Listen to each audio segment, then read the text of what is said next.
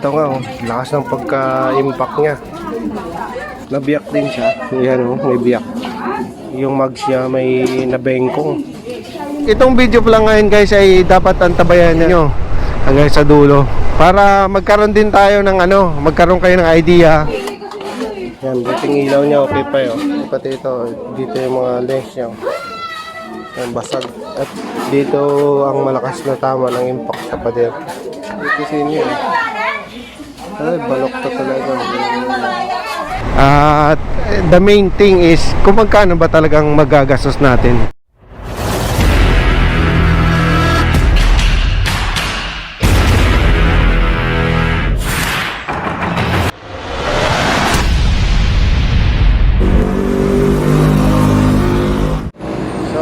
Good morning mga kaibigan. Sa ngayon mga kaibigan ay pupunta tayo sa sa kila Pops Jomar, yung kaibigan natin. Actually kahapon ng hapon nag-message sa akin na kung ano bang magagawa ko daw sa motor niya. At bakit sabi ko may bagya daw ng misis niya yung yung motor niya sa doon sa pinag-practice nila sa kanila banda malapit lang doon. So, nagpadala din siya sa akin ng mga picture kung yung mga basag yung mga yung mga bearings. So, sabi ko, talhapon naman, ngayong bukas ng umaga ko na lang siya pupunta. So, sa ngayon, tara, pupunta natin yung video. So, yun nga guys, sinabi ko sa inyo na disgrasya sila, but mabuti naman yung misis niya ay okay lang din. At ganoon din si Pop Jomar, nakaangkas din pala siya doon sa motor niya. Kaya mabuti na lang at wala naman silang wala naman sila daw mga galos na o injury. Nanakit lang daw yung katawan ng misis niya. At kaya ganun guys, medyo alalay pa rin tayo sa misis natin kapag tinuruan natin. So dito lang yan, malapit lang din, sa Pasig lang yan, kaya pupunta natin. So itong video pa lang ngayon guys ay dapat antabayanan nyo hanggang sa dulo para magkaroon din tayo ng magkaroon kayo ng idea kung ano bang mga bibilhin ng mga play rings o kung ano bang papalitan. At the main thing is kung magkano ba talagang magagastos natin. So kung bago ka lang sa channel ko guys ay naiimbitahin kita na mag-subscribe na. Ganon din, pipindutin mo rin yung notification bell sa gilid dyan para magiging updated ka sa mga bago kong videos na i-upload. So tara guys, samahan nyo ako at pupunta natin yung kaibigan natin kung anong magagawa sa motor niya. Let's go!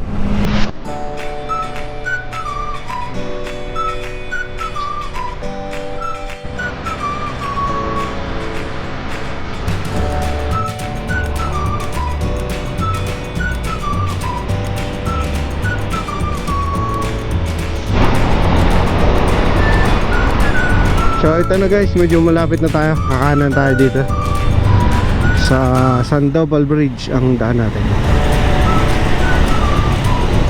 Yan, ito kanan na tayo. So ito na guys ang bridge ng Sandoval. Dito ako palagi dumadaan pag pumunta dito sa kanila. So ito na guys, malapit na tayo sa kanila.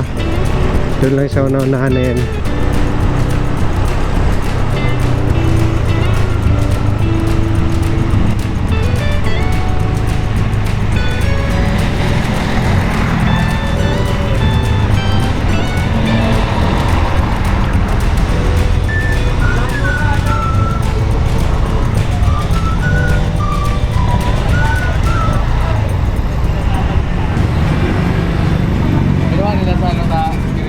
Tayo sa katropa natin. Ito nga lakas ng pagka-impact niya. Yan. Kaya kung mapapansin nyo na din to, inaabot pati yung sa lens na dito basag. So sana hindi lang talagang inaabot pati kasi buong assembly itong mapapalitan medyo mahal-mahal. Ito mura lang to. yung Tapalodo. Nabiyak din siya. Yan, may biyak. Tsaka ito yung ano niya, yung mags niya may nabengkong. Tsaka yung telescopic niya. Yung telescopic niya medyo tumabingi dahil dito, tingnan mo. Ay sumasayad siya mismo. Yan, sumasayad siya. Hindi na rin maliliko ng ganun. Yan. So, ang ilaw niya, paano mga buksan mga ilaw, Paps? Yan, buting ilaw niya, okay pa yun. I-high mo, yung high nga. Yan, all working pa naman yung mga ano niya. So, titingnan natin kung ano magagawa natin ito. Pati dito, nabiyak din. Yan, yung sa pairings na dito.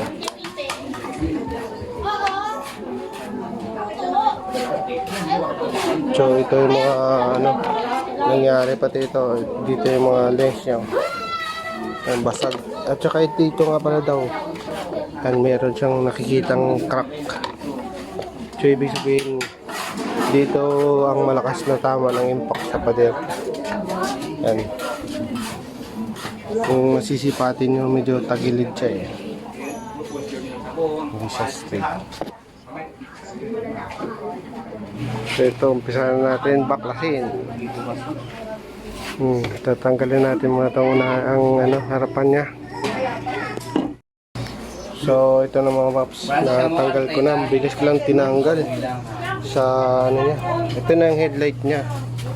So ang problema dito ay ano, talagang buong assembly ang bibili namin. Dahil ito kitang ano niya, kita yung mga diagram ng ano ng ilaw. Kaya hindi siya po pwede kung lens lang bibilin. Papasukin din siya ng ulan, oh. Ang dami yung basag, oh. Yung mga side fairings niya may okay pa dito, yung isa hindi, tanggal. Ganon din ito, dami din. So ito, dami na basag ito, tanggal din ng ano dito. Yung sa clip niya, dito rin, sa gilid. Pero unahin namin muna yung headlight, pinaka-headlight assembly kasi ito medyo mahal. Ito, so sa tingin ko telescopic lang ang tumagilid. Yung ano ya, yung T-post niya, hindi siya ano, hindi siya nag-deform. Ayun. So yun ang update dito.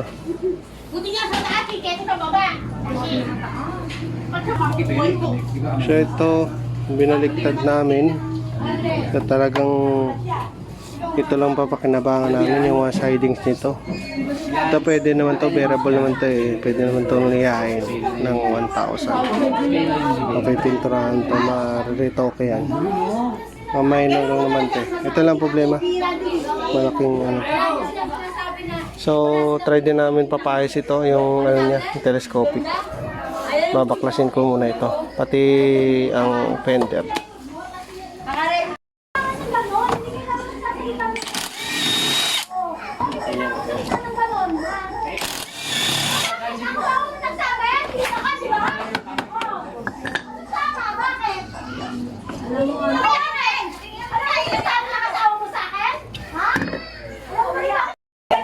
Kaya pala dito sa inyo eh. Ay, balok to talaga. Medyo may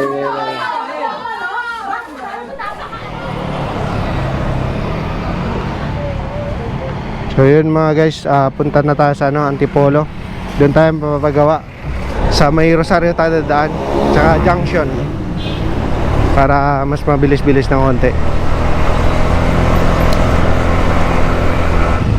So ito na guys, kakanan na tayo dito papuntang Rosario para matumbok natin yung junction. Nakaliwa tayo doon. So nakita nyo naman guys, medyo madugo talagang ano, ang damage ng ano natin, ng motor ng kaibigan natin. Medyo malaki-laking gagastusin ito.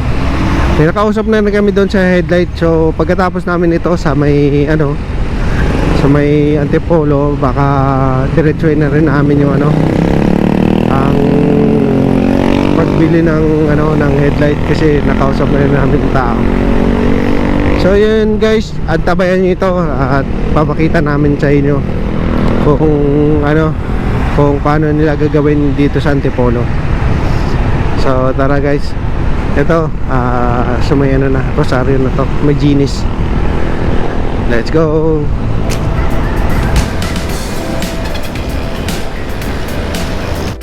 So kailangan namin matapos din para makapagbiyahe nito. Dahil alam niyo naman ito ang harap buhay ng kaibigan natin. Kaya tulungan natin. Ganun lang naman kami dito guys eh. Tulungan lang naman. Kaya ito, nagka-U-turn tayo. So ito, tuloy-tuloy na natin. Diretso na natin to. Medyo masakit-sakit na rin ang init. Sa punta natin, sana hindi naman mahabang pila. Kasi magagaling, maraming nagpapagawa din minsan doon pag timingan mo. Magagaling kasi gumawa doon eh. Kaya ito guys, ang tabayanan nyo ah.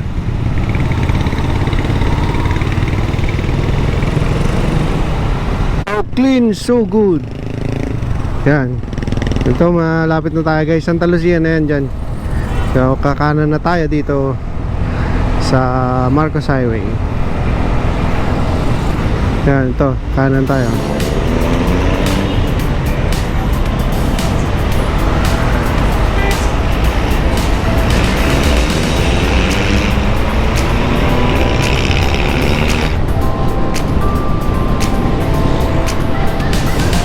A few moments later.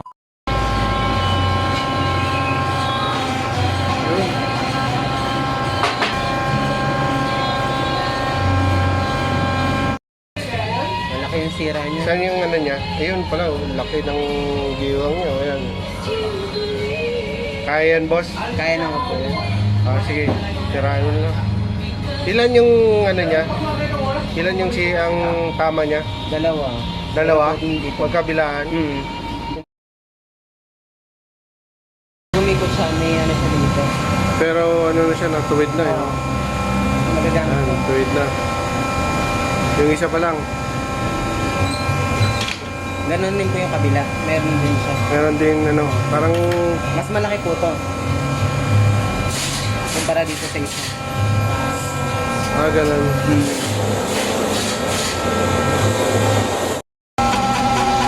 Kahit tuwid na siya.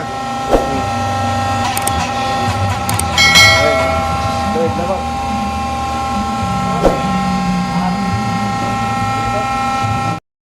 Dito lang yan sa may ano, sa may Antipolo, yung Act Dynamics. Meron din silang YouTube channel. Pwede nyo rin bisitahin yun. So tara guys, punta na tayo sa ano, sa Taguig. At kikitain natin yung kausap natin sa ano, sa online na bibila ng headlight. So buti na lang at medyo mabilis-bilis na natapos tayo dito sa Antipolo. Timing din na kukunti lang customer. So bibirahin na natin to. At medyo tanghali na talaga para may salpak natin kagad to mamaya. At nang makapiyahay na sa gabi si Pop Jomar. So yun guys, nakita nyo naman guys kung gaano kaganda, quality yung gawa nila doon. Mura lang siya. At yan sa dulo sa screen ay ipapakita ko doon kung magkano lahat ang nagastos ni Pop Jomar. So tara guys, bakbakayan na natin to. Mamaya na ako ulit magbibideo kasi medyo kanina pang kausap namin nag-aantay. Tara na, let's go.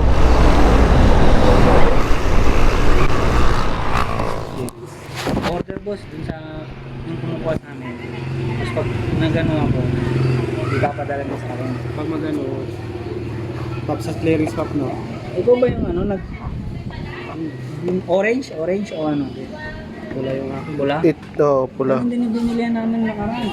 Ito, buong clearance. Mura lang dito sa kanya. 1 hour later.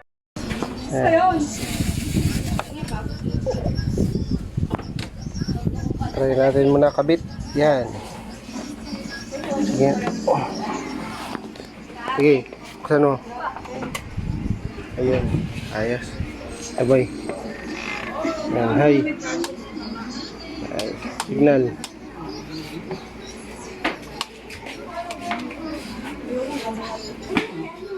Ayos, kabila. Pwede. Tara, kabit.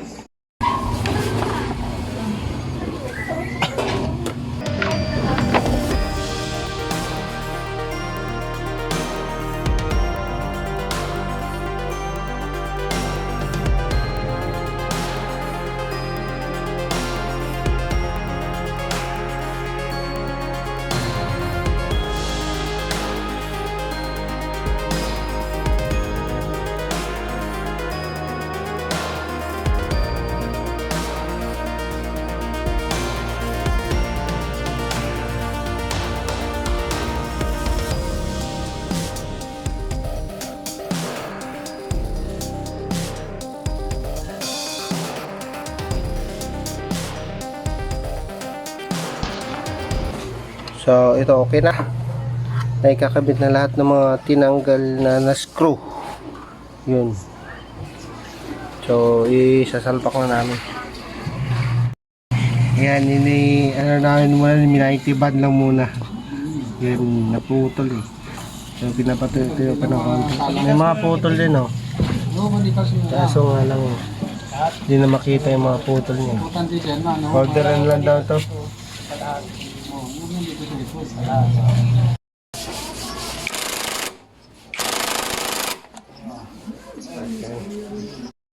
Yan, kakabit ni Paki Boy. Yung ilaw mo na. Yan. Yung titi. Yan. Yun.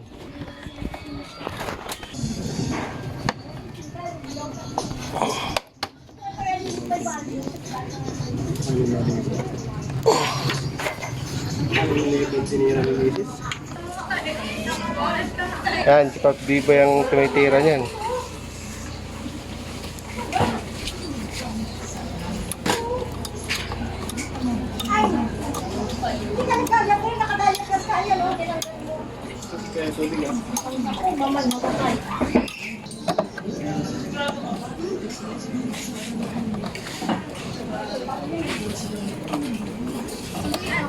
Yun, oh. Katapos na, oh.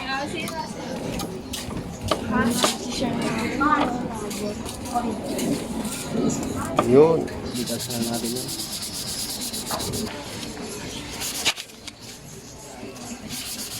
Yun. Kaya matanggal lang ang pintura niya. Tawagin mo si Mrs. mo, Ma! Taka na! Nakaktas ka ulit. Pag nabasag ko yan, susulit mo na sunda yan. Buwa ka na yung SYM. Yun. Walang cruising. Ito si Pop Jomar ang tumitira na yan. Parang walang nangyari, ah. Ano naman yan? Pintura na kumapit. Sige. Taas. Yan. Taas.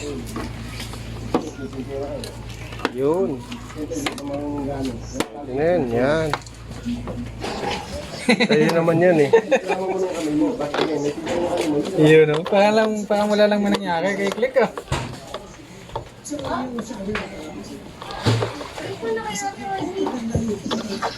Ayun.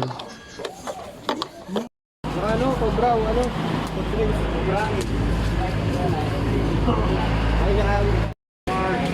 Ayos. Ano?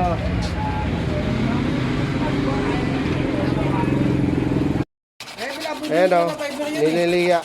Pinaiber muna namin. Yan. Hindi mo pala mapaiber yun, yung basag.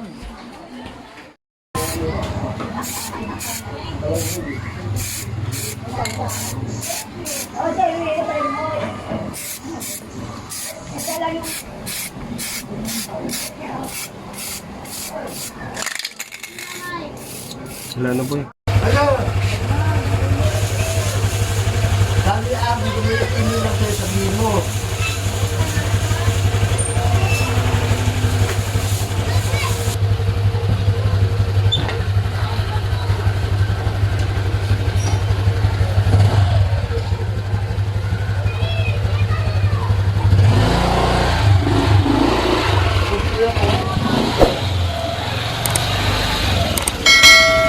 Parang wala na nangyari ah.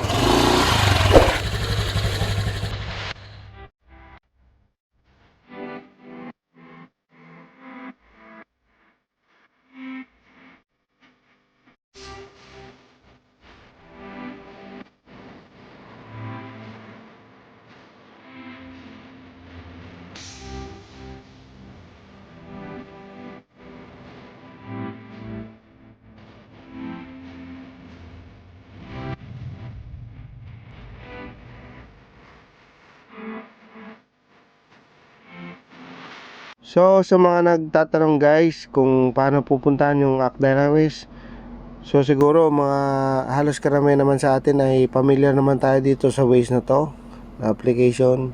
So punta tayo sa Waze. Yan, i-cancel lang natin muna. So dito mag-type tayo ng Act Dynamis.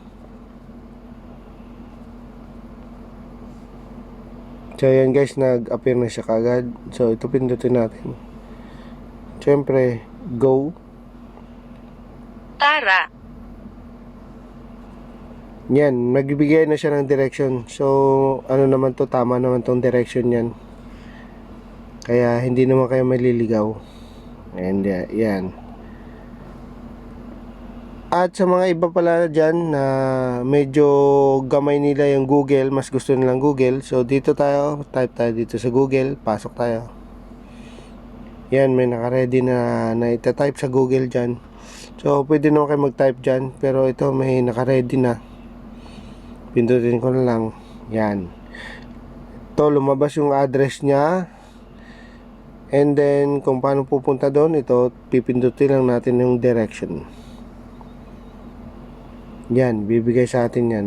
So, tama din yan yung binigay sa atin ng Google Map. At sa headlight naman, kung paano namin siya nabili. So, dito kami naghanap sa may Facebook. Yan, pumasok tayo sa Facebook, nag-login na tayo doon. So, punta na tayo dito sa may magnifying glass, yung search. Yan, mag-type lang kayo dyan, headlight Honda Click 125 version 2, ganun. So ito meron ng ready. So ito lang pipindutin ko. So yan, i-direct kayo dito sa marketplace. So marami yan dito guys. And pindutin nyo lang ang see all na yan sa baba. Yan.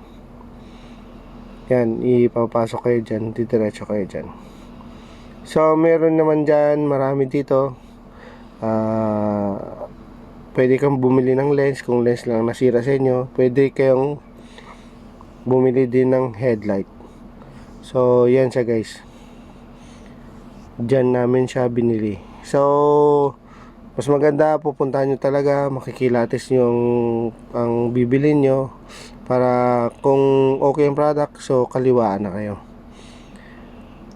So ito guys, sa screen na to pinakita sa natin na kung gaano kalaki ang ginastos ng kaibigan natin. So medyo madugo. Halos lahat ng mga diskarte ay ginawa na natin dyan para man na makatipid yung kaibigan natin. Alam naman natin ngayon, medyo pandemya ngayon, kaya medyo tipid-tipid din. Kaya yan, kung gaano siya ka ano na ang mga ginastos na dyan. So sana nagkaroon kayo ng idea guys, at meron kayong natutunan sa video na to. At maraming salamat sa inyong panonood, na hanggang dito na pinaabot nyo ang video. And once again, maraming salamat, at God bless us all. Thank you very much guys.